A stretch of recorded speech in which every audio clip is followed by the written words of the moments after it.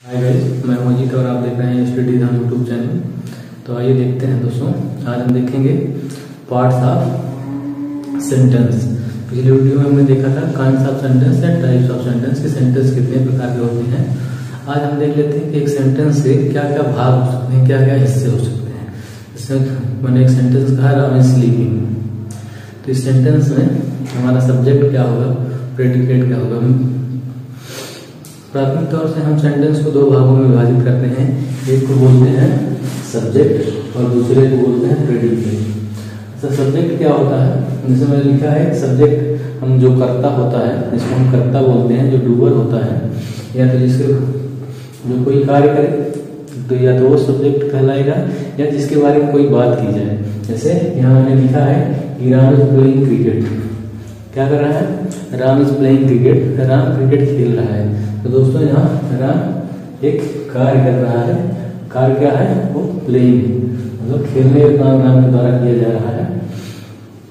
तो यहाँ ये हमारा नाम सब्जेक्ट हो गया है और ये सब्जेक्ट के अलावा जो भी पार्ट हमारा बचता है उसको हम प्रेडिकेट कहते हैं। ठीक है, देख लेते हैं दूसरा सेंटेंस। जैसे सीता इज ए नर्स, मैंने क्या लिखा है? Sita is a nurse. तो यहाँ सीता कोई काम नहीं कर रही है। सीता क्या कर रही है? सीता कोई काम नहीं कर रही है। सीता के बारे में कुछ बताया जा रहा है। क्या बताया जा रहा है? Sita is a nurse, Sita एक नर्स है। ठीक है, तो यहाँ सब्जेक्ट हमारी जो है सीता है और इज ए नर्स प्रेडिकेट है। तो मेनली सब्जेक्ट सेंटेंस के दो भाग होते हैं, पहला सब्जेक्ट और दूसरा प्रेडिकेट। सब्जेक्ट वो होगा जो कोई कार्य करता है, जिसके द्वारा कोई कार्य किया जाता है या जिसके बारे में कुछ बताया जा रहा हो, कुछ कहा जा रहा हो, वो हमारा सब्जेक्ट होता है। ठीक है, और उसके बाद जो भी पार्ट्स बच जाता है हमारा, जो भी भाग बच जाता है सेंटेंस का, वो सभी प्रेडिकेट के अंतर्गत आते हैं। अभी हम प्रेडिकेट को डिटेल में देखेंगे। पहले हम सब्जेक्ट को देख लेते हैं कि सब्जेक्ट हमारा क्या क्या हो सकता है। ठीक है, पार्ट्स ऑफ सब्जेक्ट लिखा है हमने कि सब्जेक्ट के क्या क्या भाग हो सकते हैं। इसको बहुत ध्यान से देखिएगा, बहुत केयरफुली इसको वॉच करिएगा, क्योंकि यही सब हमारे बेसिक्स हैं। अगर यही कमजोर रह जाएंगे तो हम बाद में जब बड़े बड़े एग्जाम्स में भाग लेंगे तो वहाँ यही सब पार्ट्स ऑफ स्पीच पहचानने की बात होती है। वहाँ हम समझ पाएंगे कि सब्जेक्ट क्या है, वर्ब क्या है, ऑब्जेक्ट क्या है। जब वो जान पाएंगे तभी हम वहाँ पे जो छोटी छोटी एरर होती हैं जिसको एग्जामिनर हमको बताता है तो उसको हम समझ पाएंगे। आइए हम देख लेते हैं हमारे सब्जेक्ट के क्या क्या भाग होते हैं।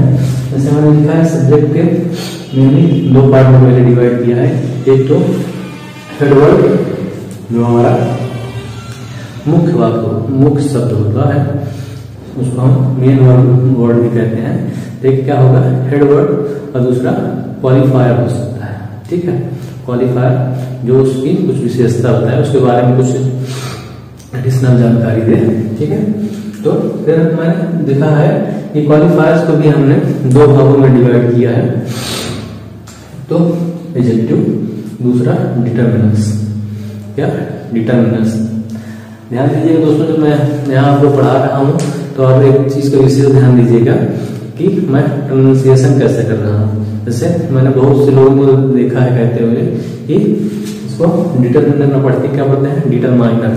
ठीक है, तो आप इस चीज का बहुत ध्यान देंगे। जब मैं पढ़ाऊंगा तो आप मेरे शब्दों को बहुत गौर से सुनिएगा। और ये मैं इसलिए सही कर पा रहा हूँ, इससे पहले मैंने 3-4 लेक्चर जो लिए हैं वो इसी पे लिए हैं कि हम किसी वर्ड का सही प्रोनाउंसिएशन कैसे करें, क्योंकि जो इंटरनेशनल स्टैंडर्ड है उसके आधार पे हम कैसे सही प्रोनाउंसिएशन करें। अगर आप उसको देखना चाहते हैं तो मैं अभी डिस्क्रिप्शन में लिंक दे दूंगा या आई बटन पे दे दूंगा, वहां जाके आप देख लीजिएगा कि कैसे सही प्रोनाउंसिएशन किसी वर्ड का किया जा सकता है। क्योंकि जब तक हम उसको नहीं समझेंगे, हम हमेशा जो सुनते आए हैं, जो लिखा पढ़ा आया है उसी को जानेंगे और हम कभी एक स्टैंडर्ड नहीं बना पाएंगे। ठीक है दोस्तों, तो ध्यान दीजिएगा। जैसे क्वालिफायर्स मैंने बताया, इनको दो भाग में डिवाइड किया है। पहला है डिटरमिनर्स। क्या है? डिटरमिनर। दूसरा है एडजेक्टिव। ध्यान दीजिएगा, एडजेक्टिव क्या बोल रहा हूँ? एडजेक्टिव, एडजेक्टिव नहीं। ठीक है, क्योंकि हम इसको देख के पढ़ रहे हैं कि एडजेक्टिव लिखा है, एडजेक्टिव होगा। हम एक कयास बता रहे हैं हम ये, लेकिन इसी को देख के हम समझते हैं कि ये वर्ड की स्पेलिंग है, न कि इसका प्रोनाउंसिएशन। हम समझते हैं कि यही इसका प्रोनाउंसिएशन लिखा है जैसे हमारा हिंदी में होता है, लेकिन दोस्तों ऐसा नहीं है। उसको जानने के लिए मैं आप एक बार फिर से बता रहा हूँ कि प्लेलिस्ट चेक कर लीजिएगा, और वहाँ मैंने डाल रखा है इस पे 4 लेक्चर्स जिनको मैंने डिटेल में समझाया है। तो वहां से आप उनको देखेंगे तो समझ में आएगा कि सही प्रोनाउंसिएशन कैसे किया जाएगा। डिटरमिनर्स और एडजेक्टिव हो गए हैं। अब ये सोच रहे हैं कि सब क्या बोला है, तो पहले आप ध्यान दीजिएगा। मैं अभी एग्जाम्पल के माध्यम से समझाऊंगा और इनको डिटेल में हम तब कवर करेंगे जब हम पार्ट्स ऑफ स्पीच पढ़ेंगे, नाउन, प्रोनाउन, एडजेक्टिव। वहां मैं इनको बहुत डिटेल में समझाऊंगा। तो अभी बस क्योंकि हम जैसे टेंस शुरू करने वाले हैं तो उससे पहले हम जान लेना चाहते हैं कि टेंस पढ़ने के लिए हमारा जो बेसिक रिक्वायरमेंट है, सब्जेक्ट, वर्ब, ऑब्जेक्ट, कॉम्प्लीमेंट, ये सब क्या होते हैं। जब तक इनको हम नहीं जानेंगे तब तक हम नाउन प्रोनाउन नहीं पढ़ पाएंगे, क्योंकि नाउन प्रोनाउन पढ़ने के लिए हमें एक सेंटेंस का इस्तेमाल करना होगा। और उस सेंटेंस में हम कैसे, जब तक हम सेंटेंस को जान नहीं पाएंगे हाँ सब्जेक्ट क्या है, वर्ब क्या है, ऑब्जेक्ट क्या है, कैसे, तब तक हम समझ नहीं पाएंगे कि कहाँ नाउन की बात हो रही है, कहाँ प्रोनाउन की बात हो रही है। ठीक है, तो उसको जानने की बहुत जरूरी है। यही आपका बेस बनाएगा। दोस्तों ये देखते हैं। और उसके बाद दूसरा जो मेन वर्ब होगा ये आपका नाउन भी हो सकता है, तो नाउन भी हो सकता है। ठीक है, तो मेन वर्ब जो होगा ये नाउन होगा। आगे देखते हैं हेडवर्ड। इसके बाद जैसे हम एग्जाम्पल देख रहे हैं, मैंने लिखा है माई डॉग इज स्लीपिंग। क्या लिखा है? My dog is sleeping. तो यहाँ मैंने बताया था कि जो भी कोई कार्य कर रहा है उसको हम सब्जेक्ट कहते हैं, कर्ता कहते हैं। तो यहाँ कार्य काम कर रहा है, मेरा कुत्ता जो है वो सोने का काम कर रहा है, उसके द्वारा सोने का काम किया जा रहा है। तो यहाँ ये इतना पार्ट आपका जो है ये सब्जेक्ट है और ये प्रेडिकेट। ये सब्जेक्ट है और ये प्रेडिकेट कहलाएगा। ठीक है, इसको प्रेडिकेट कहलाएगा। सब्जेक्ट में इसको मैंने 2 भागों में डिवाइड किया है। पहला जो डॉग है ये हमारा मेन वर्ड है, जिसको हेड वर्ड है, जिसको हम हेड वर्ड कहते हैं। हेड वर्ड या मेन वर्ड आपको समझने के लिए मैंने मेन वर्ड लिखा कि जो मुख्य हमारा वर्ड होगा, जो मुख्य शब्द होगा वही हमारा हेड वर्ड है। यहाँ मेन क्या है? कुत्ता है, ये हेड वर्ड है। बाकी इसके बाद ये जो क्या है ये हमारा पोजेसिव प्रोनाउन होता है, इसको हम क्या बोलते हैं? क्वालिफायर। जिसकी बात मैंने यहाँ की थी क्वालिफायर की, इसको हम क्वालिफायर बोलेंगे। ठीक है, तो जब हमारे सब्जेक्ट में 2 वर्ड होंगे तो वहां पे एक क्या होगा? हमारा हेड वर्ड होगा और दूसरा क्या होगा? क्वालिफायर होगा। ठीक है, दूसरा हमारा क्वालिफायर होगा। तो यहाँ देख लेते हैं। उसके बाद दूसरा एग्जाम्पल देख ले रहे हैं। इसमें मैंने लिखा कि ए ब्लैक कैट इज जंपिंग। क्या लिखा है? ए ब्लैक कैट इज जंपिंग, एक काली बिल्ली कूद रही है। ठीक है, तो यहाँ हम देख रहे हैं कि कूदने का काम किसके द्वारा किया जा रहा है? ए ब्लैक कैट के द्वारा। तो हमारा इतना जो पार्ट हो गया ये, इसको मैंने रेड से बोला हुआ है इसको बॉक्स के अंदर, वो हमारा सब्जेक्ट है और इस जंपिंग हमारा प्रेडिकेट है। मैंने फिर से बता दूं आपको कि मैंने बताया था कि किसी सेंटेंस के मुख्यतः 2 भाग होते हैं, पहला सब्जेक्ट और दूसरा प्रेडिकेट। तो सब्जेक्ट की बात में समय कर रहे हैं कि सब्जेक्ट्स में क्या क्या हो सकता है, वही देखते हैं। सब्जेक्ट में मान लीजिए देखे हमने कि पहले मैंने यहाँ बताया था आपको सब्जेक्ट में कि एक हेडवर्ड था जिसको हम सब्जेक्ट कह रहे थे, राम इज प्लेइंग क्रिकेट। ठीक है, यहाँ एक वर्ड था जिसको हम नाउन कह रहे थे। ठीक है, तो ये हमारा हो गया। और दूसरे बार देख रहे हैं यहाँ हमारे 2 वर्ड है, जिसमें एक हमारा हेड वर्ड है, दूसरा क्वालिफायर है। दूसरा क्वालिफायर जब उस नाम हमारे हेड वर्ड के पहले अगर एक वर्ड रहे कोई जो होगा तो उसको हम क्वालिफायर कहते हैं। लेकिन अगर उसके पहले हमारे 1 से अधिक वर्ड हो जाए, 2 या 3 हो जाए, तो उनको हम फिर आगे डिवाइड करेंगे। ये हमारा हेड वर्ड हुआ और दूसरा क्वालिफायर, तीसरा डिटरमिनेंट। लेकिन ध्यान दीजिएगा यहाँ ये जो हम क्वालिफायर कर रहे हैं, तब ये क्वालिफायर हमारा क्या कहलाएगा? एडजेक्टिव।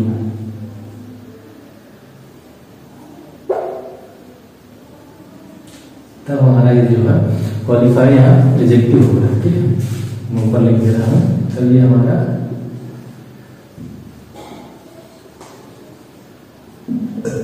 एडजेक्टिव कहलाएगा, ठीक है।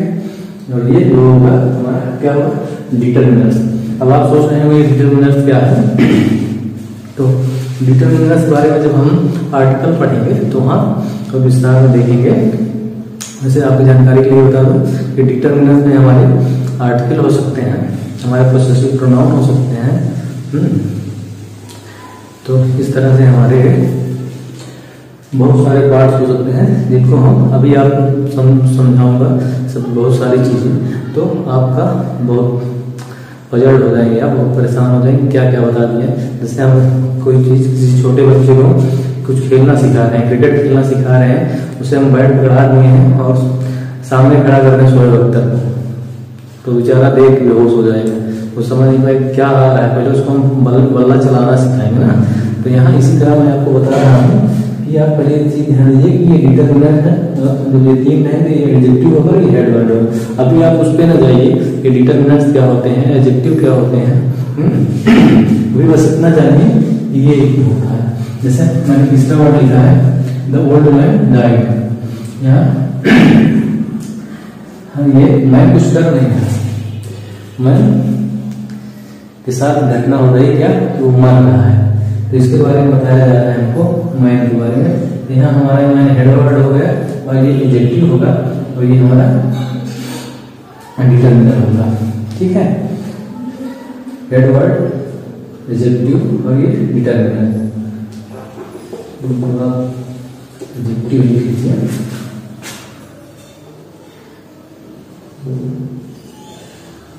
एडजेक्टिव और ये डिटरमिनर, और उसके बाद ये हमारा प्रेडिकेट का पार्ट।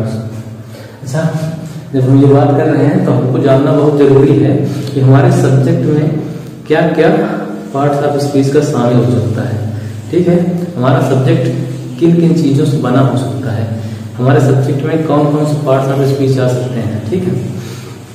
तो उसमें हम देखेंगे कि सब्जेक्ट में हमारे केवल 4 ही चीज आ सकती हैं, या तो वो नाउन, पहला नाउन हो, दूसरा प्रोनाउन हो सकता है, तीसरा जीरंड हो सकता है और चौथा इन्फिनिटिव हो सकता है। इन 4 के अलावा कोई भी चीज हमारी सब्जेक्ट नहीं हो सकती है। ध्यान दीजिएगा, जब मैं पार्ट्स ऑफ स्पीच पढ़ाऊंगा तो वहां आपको पूरा डिटेल में बताऊंगा क्या जीरंड क्या होता है, पार्टिसिपल क्या होते हैं, वहां पे इन्फिनिटिव क्या होता है, सारा सब कुछ बताऊंगा। लेकिन अभी ये ध्यान दीजिएगा, आपकी जानकारी के लिए मैं थोड़ा सा बता देता हूँ कि हमारे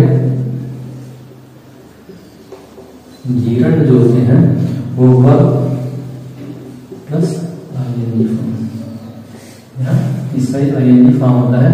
और इन्फिनिटिव की बात की जा रही है, इन्फिनिटिव की वहां हमारा 2 + 3 होता है, ठीक है। तो जब वर्ब में पहले हम 2 लगाते हैं तो इन्फिनिटिव कहलाता है, और जब वर्ब के साथ हम आईएनजी फॉर्म इस्तेमाल करते हैं वो हमारा जीरंड होता है, वो भी हमारे सब्जेक्ट की जगह आ सकता है, ठीक है। तो ध्यान देंगे क्या हमारा सब्जेक्ट किस चीज से बना हो सकता है, पहला नाउन, दूसरा प्रोनाउन, तीसरा हमारा जीरंड, चौथा इन्फिनिटिव। इन 4 के अलावा हमारा कोई भी अन्य वर्ड हमारे सब्जेक्ट का पार्ट नहीं हो सकता है, ठीक है। ध्यान दीजिएगा, इस चीज को विशेष ध्यान दीजिएगा, आप बिल्कुल इसको हल्के में ना लीजिएगा, क्योंकि यही हमारा बेस है। अगर यहीं से हम थोड़ा सा कमजोर रह जाएंगे, हमारी नींव कमजोर रह जाएगी, तो हम कितना भी बड़ा महल बना दे वो हमेशा खतरे से खाली नहीं रहेगा, हमेशा डगमगाता रहेगा। तो आप ध्यान दीजिएगा एक एक चीज को, मैं बहुत डिटेल में इनको लेके चलूंगा, लेकिन अभी हम इनसे रूबरू बोल रहे हैं क्योंकि हमको टेंस पढ़ना है और वहाँ हमको सब्जेक्ट, वर्ब, ऑब्जेक्ट जानना, पहचानना होगा। तो हम पहले जान तो लें कि हमारे सेंटेंस में क्या क्या हिस्सा होता है, ठीक है। तो देखिए हैं, जैसे इसके मैं कुछ एग्जाम्पल दिखाता हूँ। आपने नाउन प्रोनाउन तो देख ही लिया है, तो जीरंड की बात आती है। मैंने एग्जाम्पल लिखा है smoking is harmful, smoking is harmful. बहुत लोग हार्मफुल बोलते हैं, ध्यान दीजिएगा कि ये हार्मफुल होगा, हार्मफुल, हार्मफुल, यहाँ आर साइलेंट रहेगा, साइलेंट रहेगा, ठीक है। तो ये जो हमारा पार्ट है इसी की बात हम कर रहे थे, ये क्या है जीरंड। और ये हमारा वर्ब है और ये हमारा ऑब्जेक्ट है। क्या ऑब्जेक्ट नहीं, इसमें कॉम्प्लीमेंट बोलेंगे। अगर हम देखते हैं जनरली हम पढ़ते हैं सब्जेक्ट वर्ब ऑब्जेक्ट कि सब्जेक्ट और उसके बाद वर्ब, उसके बाद जो भी लिखा होता है ऑब्जेक्ट, लेकिन जरूरी नहीं है कि वर्ब के बाद लिखा हुआ हर सब्जेक्ट हमारा क्या हो, वो ऑब्जेक्ट हो। जैसे मैं यहाँ बता रहा हूँ सीता इज ए नर्स, यहाँ क्या है हमारा नर्स, ये भी एक नाउन है, तो हमारा इसको नाउन है तो हमारा ऑब्जेक्ट रोशन आना चाहिए, लेकिन यहाँ ये ऑब्जेक्ट नहीं है, ये एक कॉम्प्लीमेंट है और सब्जेक्टिव कॉम्प्लीमेंट है जो सब्जेक्ट के बारे में कुछ बता रहा है। ठीक है, इसके बारे में डिटेल में बात करेंगे। पहले आप देख लेते हैं यहाँ to work is to work, हम कहते हैं कर्म ही पूजा है, कर्म ही पूजा है, तो हमारा टू वर्क ये हमारा इन्फिनिटिव है, ये हमारा क्या है दोस्तों, ये हमारा इन्फिनिटिव है, टू वर्क इज वर्कशिप। तो देख लीजिए यहाँ ये पार्ट हमारा जो है ये प्रेडिकेट है और ये सब्जेक्ट है, इसी तरह यहाँ इसके बाद तो ये हिस्सा हमारा प्रेडिकेट है और ये सब्जेक्ट है। तो हमने हाथ में क्या देखा कि कर्ता हमारा जो सब्जेक्ट है वो और प्रेडिकेट, हमारे सेंटेंस के दो मुख्य पार्ट होते हैं, एक सब्जेक्ट दूसरा प्रेडिकेट। सब्जेक्ट को हमने देखा कि सब्जेक्ट के क्या क्या पार्ट्स हो सकते हैं, हेड वर्ड, क्वालिफायर्स या हेड वर्ड, एडजेक्टिव या डिटरमिनर्स। एडजेक्टिव ध्यान दीजिएगा, एडजेक्टिव, ठीक है। तो अगला जब हमने देख लिया है इनके क्या क्या पार्ट्स होते हैं, जब हमारे हेड वर्ड जो नाउन होगा उसके अगर बाद पहले एक वर्ड आ रहा है तो उसको हम क्वालिफायर कहेंगे, अगर उसके पहले दो वर्ड आ रहे हैं तो पहला जो शुरू से पहला होगा वो डिटरमिनर, उसके बाद जो होगा एडजेक्टिव और तीसरा हमारा हेड वर्ड जो नाउन होगा। ठीक है, तो आशा करता हूँ ये बातें समझ में आई होंगी। आइए इसके बाद हम देख लेते हैं हमारा प्रेडिकेट में हमारा प्रेडिकेट जिसको हम हिंदी में विधेय भी कहते हैं। तो आइए देख लेते हैं विधेय होता क्या है, प्रेडिकेट होता क्या है। सब्जेक्ट के बारे में जो भी कुछ कहा जाता है, सब्जेक्ट के बारे में जो भी कुछ कहा जाता है वो हमारा प्रेडिकेट होता है।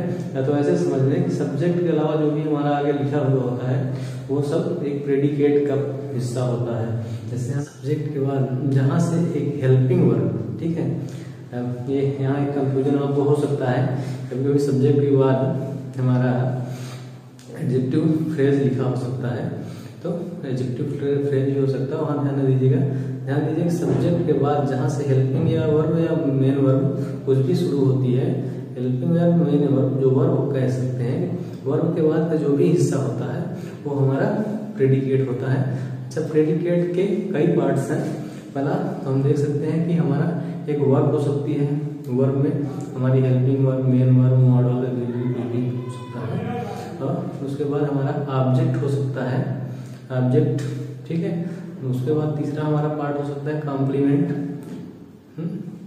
वो ऑब्जेक्टिव कॉम्प्लीमेंट भी हो सकता है, सब्जेक्टिव कॉम्प्लीमेंट, इसको सब हम डिटेल में बाद में पढ़ेंगे। पहले आप यहाँ देख लेते हैं मेन चीजें। आइए देखता हूँ, ऐसे मैंने लिखा है कि मोहन प्लेज, मोहन प्लेज, यहाँ मोहन सब्जेक्ट है और ये प्लेज क्या है, प्रेडिकेट, प्रेडिकेट। तो यहाँ हमने देखा कि केवल एक वर्ड का भी हमारा प्रेडिकेट हो सकता है, एक वर्ड हमारा सब्जेक्ट है और दूसरा वर्ड हमारा प्रेडिकेट है। तो हमसे यहाँ से हमको क्या पता चलता है कि हमारा प्रेडिकेट एक वर्ड का भी हो सकता है। अगला एग्जांपल देख लेते हैं, रीना कुक्स फूड, रीना खाना बनाती है, ठीक है। तो यहाँ हम देख रहे हैं कि हमारा रीना सब्जेक्ट है क्योंकि इसके द्वारा कार्य किया जा रहा है, क्या कार्य किया जा रहा है, खाना बनाने का। तो कुक्स बनाना या पकाना ये हमारी वर्ब हो गई, और ये जो अगला वर्ड लिखा हुआ है ये हमारा ऑब्जेक्ट है। और ये ऑब्जेक्ट क्यों है, क्योंकि इस बनाने का असर इस खाने पे हो रहा है। अगर हम कुछ बना रहे हैं तो क्या बना रहे हैं, खाना ना, तो हमारी क्रिया का प्रभाव जो पड़ रहा है अगर वो किसी पर पड़ता है तो ऑब्जेक्ट कहलाता है, और क्रिया का प्रभाव जिस वर्ड पे पड़ता है वो हमारा ऑब्जेक्ट कहलाता है। लेकिन जरूरी नहीं कि हर क्रिया का किसी वर्ड पे प्रभाव पड़े, ये डिपेंड करता है कि वो वर्ब जो है वो हमारी क्या है, ट्रांजिटिव वर्ब है या इंट्रांजिटिव वर्ब है। जो वर्ब मैं पढ़ाऊंगा तो वहाँ आपको इसके बारे में डिटेल में बताऊंगा। पहले ये ध्यान दीजिए कि हमारा वर्ब के बाद लिखा हुआ हर वर्ड हमारा ऑब्जेक्ट नहीं हो सकता है, ये ध्यान दीजिएगा, बिल्कुल इस गलत फहमी में ना रहिएगा। क्योंकि जब आपको टेंस पढ़ाया जाता है, बताया जाता है, और मैं भी बताऊंगा कि सब्जेक्ट वर्ब ऑब्जेक्ट, क्योंकि हम जब बेसिक सीखते हैं तो बहुत छोटी छोटी इकाई लेके चलते हैं। क्योंकि अगर शुरू से ही हम पूरी ग्रामर लेके बैठ जाएंगे तो हमको समझ में भी नहीं आएगा। इसकी वजह ये होती है, देखिएगा यहाँ फूड ये ऑब्जेक्ट हो गया। यहाँ देखिए my mother told me a story, तो यहाँ हमें क्या दिख रहा है, दो वर्ड दिख रहे हैं, मी और ए स्टोरी। जैसे इधर तो हम पढ़ ही लिए थे कि माई मदर, उसके बाद ये क्वालिफायर, ठीक है। तो यहाँ देख ले रहे हैं टोल्ड, ये हमारी वर्ब की सेकंड फॉर्म हो गई है, और ये मी और ये स्टोरी। यहाँ हमारे दो ऑब्जेक्ट हैं। पहला ऑब्जेक्ट जो है वो हमारा इनडायरेक्ट ऑब्जेक्ट है, और दूसरा ऑब्जेक्ट हमारा डायरेक्ट ऑब्जेक्ट है। इन जनरल हम कह सकते हैं, हर जगह ये लागू नहीं होगा, लेकिन इन जनरल कह सकते हैं कि जो हमारा डायरेक्ट ऑब्जेक्ट होता है वो नॉन लिविंग होता है, और जो इनडायरेक्ट ऑब्जेक्ट होता है वो लिविंग नहीं होता है, ठीक है। तो लेकिन ये 100% हर जगह अप्लाई नहीं होगा, बहुत सारे इसके एक्सेप्शन भी मिलेंगे, लेकिन इन जनरल हम जान सकते हैं कि हमारा ये है। जैसे हमने देखा सरिता रोट मी ए लेटर, सरिता यहाँ हमारी सब्जेक्ट है क्योंकि वो एक पत्र लिखने का काम कर रही है, ठीक है। सरिता रोट ये हमारा वर्ब है, हम इसको कहेंगे सब्जेक्ट का सेकंड पार्ट है। हिम ये इनडायरेक्ट ऑब्जेक्ट है, और दूसरा ये ऑब्जेक्ट है हमारा डायरेक्ट, ठीक है। अच्छा, हमने देखा जो भी दिखे हमारे वर्ब के बाद हमें ऑब्जेक्ट मिले, वो डायरेक्ट रहा हो या इनडायरेक्ट रहा हो। लेकिन ये जो मैंने ब्लैंक से लिखा है, इसमें लिखा है राम इज ए स्टूडेंट, ये क्या है हमारी वर्ब। इसके बाद हम ना जो आता था अभी तक वर्ड, उसको हम ऑब्जेक्ट कहते थे, लेकिन यहाँ हम देख रहे हैं कि Ram student, Ram is student, ये इस क्रिया का इस पे कोई प्रभाव नहीं पड़ रहा है, बल्कि ये क्या कर रहा है, इस राम के बारे में कुछ एडिशनल हमको जानकारी दे रहा है कि राम क्या है, एक स्टूडेंट है। राम यहाँ कोई कार्य नहीं कर रहा है, बल्कि राम के बारे में कुछ बताया जा रहा है, ठीक है। यहाँ वर्मा बीइंग है, ठीक है, ये स्टेट बता रही है, तो ये हमारा राम के बारे में कुछ बता रहा है, तो इसको हम सब्जेक्टिव कॉम्प्लीमेंट बोलते हैं। सब्जेक्टिव कॉम्प्लीमेंट, कॉम्प्लीमेंट मतलब पूरक, सब जो हमारा सब्जेक्ट है उसके बारे में कुछ बता रहा है। जैसे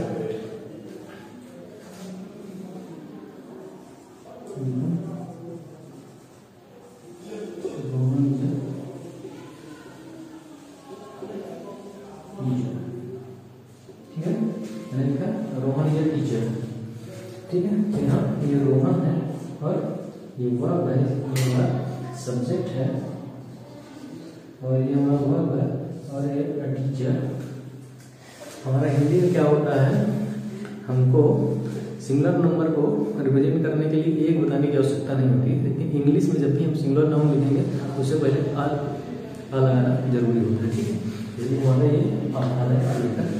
टीचर स्टूडेंट ऐसा है, ठीक है। तो ये क्या है, ये भी हमारा एक कॉम्प्लीमेंट है, कॉम्प्लीमेंट है, जो रोहन के बारे में कुछ हमको एडिशनल जानकारी दे रहा है। और ये तो इस वजह से हमारा ऑब्जेक्ट नहीं होगा, ऑब्जेक्ट तभी होगा जब उस वर्ड पे क्रिया का प्रभाव पड़ रहा है, उस कार्य का प्रभाव पड़ रहा है। जैसे Mohan pledge cricket, Mohan cricket खेलता है, तो खेलने प्रभाव पड़ रहा है क्रिकेट पे, ठीक है। Sita sings a song, Sita एक गाना गाती है, ठीक है। सीता गाना गाती है, गाना गाने का प्रभाव जो है किस पे पड़ रहा है, गाने पे, ठीक है। Mohan write a letter, Mohan एक पत्र लिखता है, तो यहाँ जो राइटिंग है, जो राइट है, उस क्रिया का प्रभाव लेटर पर पड़ रहा है। तो जब हम वर्ब पढ़ेंगे तो वहाँ हम इसको डिटेल में देखेंगे। अच्छा, क्रियाएं जो है हमारे जो वर्ब है वो जरूरी नहीं है कि अगर वो ट्रांजिटिव है तो हर जगह ट्रांजिटिव है, अगर इंट्रांजिटिव है तो हर जगह इंट्रांजिटिव है। उनके यूज के आधार पे, उनके एप्लीकेशन के आधार पे वो डिपेंड करती हैं। कहीं वो एज ए ट्रांजिटिव भी काम करेंगी, कहीं एज ए इंट्रांजिटिव भी काम करेंगी, कहीं ट्रांजिटिव की तरह भी काम करेगी। तो इसलिए हमको जानना बहुत जरूरी हो जा रहा है, इन सब चीज़ों को बेसिक से बहुत अच्छे समझते हुए चलिएगा। तो हमारा क्या हुआ, हमने क्या देखा कि हमारा प्रेडिकेट जो क्या है, एक वर्ब भी हो सकती है, और दूसरा मैंने लिखा है वर्ब के साथ ऑब्जेक्ट भी उसका पार्ट हो सकता है प्रेडिकेट का। उसके बाद मैंने लिखा है वर्ब प्लस कॉम्प्लीमेंट भी हो सकता है, और यहाँ हो सकता है कि जो मैंने लिखा है इसके बाद इसका भी कुछ कॉम्प्लीमेंट आ जाए। ठीक, तो बेसिकली हमारा प्रेडिकेट का जो पार्ट शुरू होता है वो वर्ब के बाद से ही शुरू होता है। वो हेल्पिंग वर्ब हो सकती है, मॉडल वर्ब हो सकती है, मेन वर्ब हो सकती है, कुछ भी हो सकती है, लेकिन सब्जेक्ट के बाद जहां से हमारा वर्ब का हिस्सा शुरू होगा उसके बाद का जो पार्ट लिखा जाएगा आगे वो सब प्रेडिकेट के अंतर्गत आएगा। तो हमने क्या जाना, किसी सेंटेंस के दो पार्ट होते हैं, पहला सब्जेक्ट, दूसरा प्रेडिकेट। सब्जेक्ट हमने देख लिया था कि सब्जेक्ट में 3 हिस्से मैंने बताए थे, बेसिकली आप 4 समझिएगा, एक को मैंने अभी बताना जरूरी नहीं समझा क्योंकि आप बेसिक समझ रहे हैं, बहुत आपका माथा बच्ची ना हो, इसलिए मैंने बताया कि जब सब्जेक्ट मेन जो हेड वर्ड है उसके पहले अगर हमारे 2 वर्ड आ रहे हैं तो सबसे शुरू वाला हमारा डिटर्मिनस होगा, दूसरा एडजेक्टिव होगा और तीसरा हेड वर्ड जो है वो होगा। और अगर उसके बाद एडजेक्टिव फ्रेज आता है तो वो हेड वर्ड के बाद लिखा जाता है। तो हेड वर्ड के बाद एडजेक्टिव फ्रेज भी लिखा जा सकता है, तो इसलिए ना समझिएगा कि हेड वर्ड के बाद जो लिखा जाएगा वो भी हमारा प्रेडिकेट का पार्ट होगा, नहीं, वो प्रेडिकेट का पार्ट नहीं होगा। ठीक है, वो हमारा सब्जेक्ट का ही पार्ट होगा। उसके बाद जहाँ से हमारा हेल्पिंग वर्ब शुरू होगा उसके बाद जो भी लिखा जाएगा वर्ब आपका लिखा जाए, वर्ब एडजेक्टिव, उसके बाद ऑब्जेक्ट लिखा जाए, उसके बाद कॉम्प्लीमेंट लिखा जाए, कुछ भी लिखा जाए वो हमारा प्रेडिकेट का पार्ट होगा। तो यहाँ मैं आशा करता हूँ ये चीज़ें आपको समझ में आई होंगी। हमारा एक सेंटेंस जो होता है उसमें सब्जेक्ट, प्रेडिकेट, उनको पहले 2 भाग में डिवाइड कर सकते हैं। सब्जेक्ट को हमने 3 भाग में डिवाइड किया, और रूप से क्या मैंने बताया था आपको कि सब्जेक्ट, हेडवर्ड, क्वालिफायर, जब 2 रहेंगे हेडवर्ड, क्वालिफायर, 3 पार्ट हम उसके वर्ड होंगे, तो हेडवर्ड, एडजेक्टिव, डिटर्मिनेंस। और उसके बाद अगर 4 होते हैं, हेडवर्ड के दाहिने कुछ लिखा होता है तो हमारा एडजेक्टिव फ्रेज होता है, और फिर उसके बाद हमारा अगला पार्ट आता है जो प्रेडिकेट, समझे। प्रेडिकेट में हमारा केवल वर्ब हो सकती है, वर्ब प्लस ऑब्जेक्ट हो सकता है, verb object plus objective complement हो सकता है, या वर्ब उसके बाद सब्जेक्टिव कॉम्प्लीमेंट हो सकता है। ठीक है, आशा करता हूँ ये चीज़ समझ में आई होगी। मिलते हैं नेक्स्ट लेक्चर में। अगर आपको लेक्चर अच्छा लग रहा हो, बातें समझ में आ रही हो, तो आप चैनल को सब्सक्राइब करिएगा, अपने दोस्तों के साथ शेयर करिएगा। मेरा एक ही मोटिव है कि जो भी ग्रामीण क्षेत्र के बच्चे हैं जो बहुत अच्छे विद्यालयों में नहीं पढ़ पा रहे हैं, जो CBSE बोर्ड तक नहीं पहुंच पा रहे हैं, तो उनको ये सब जानने में बहुत दिक्कत होती है। गांव देहात के जो स्कूल हैं, बेसिकली जो सिटी में भी हमारे हो गए हैं, लेकिन वहाँ टीचर उस लेवल का नहीं पढ़ाते हैं, तो उनको भी बड़ी दिक्कत होती है। तो आप अपने साथियों के साथ ग्रुप में शेयर करिएगा, ताकि हर ज़रूरतमंद बच्चे तक, जिसको लगता है कि इंग्लिश बहुत कठिन है, वहाँ तक पहुँचे, और आप लोग उन सबको ये बहुत अच्छे से समझ में आए और उनको भी इंग्लिश एक आसान सब्जेक्ट की तरह लगने लगे। क्योंकि हमारा जो भविष्य है, अगला फ्यूचर जो हमको दिख रहा है, उसमें अब हमारे हर गवर्नमेंट एग्जाम में धीरे धीरे इंग्लिश के क्वेश्चन आएंगे। हमारे सिलेबस में इंग्लिश को ऐड किया जाएगा। अब इसके लिए जब हम प्राइवेट कोई जॉब के लिए जाते हैं, वहाँ तो इंग्लिश नेसेसरी है, कंपलसरी है, नहीं आएगी तो हम इंटरव्यू में क्लियर करने में हमको बड़ी दिक्कत होती है। क्योंकि जब हम वहाँ कम्युनिकेशन करेंगे तो वहाँ पढ़े लिखे लोग होंगे, अच्छी सोसाइटी के लोग होंगे, हायर एजुकेटेड लोग होंगे, वेल क्वालिफाइड होंगे, तो वहाँ क्या होता है, तो हमको काफ़ी दिक्कतें आएंगी। तो आप इंग्लिश को अभी से बेसिक से समझते चलिए, और मैं आपको प्रॉमिस करता हूँ यूट्यूब पे पूरी इंग्लिश पूरा 0 से लेकर एडवांस लेवल तक, जो भी कंपटीशन में, जो भी इंडिया में वनडे एग्जाम्स होते हैं हमारे, या हमारे जो सिविल सर्विस के जो एग्जाम होते हैं, CSAT वगैरह, उसमें जो कुछ पूछा जाता है वो पूरा कवर होगा आपका टेट में जो भी जितने भी आपके एग्जाम होते हैं, NDS, CDS, CGL, CPO, CPOSI, आपके CHSL, सब कवर होंगे। बस आप धैर्य बनाए रखिए, बने रहिएगा मेरे साथ। ठीक है, मिलते हैं नेक्स्ट लेक्चर में, तब तक ध्यान रखिएगा।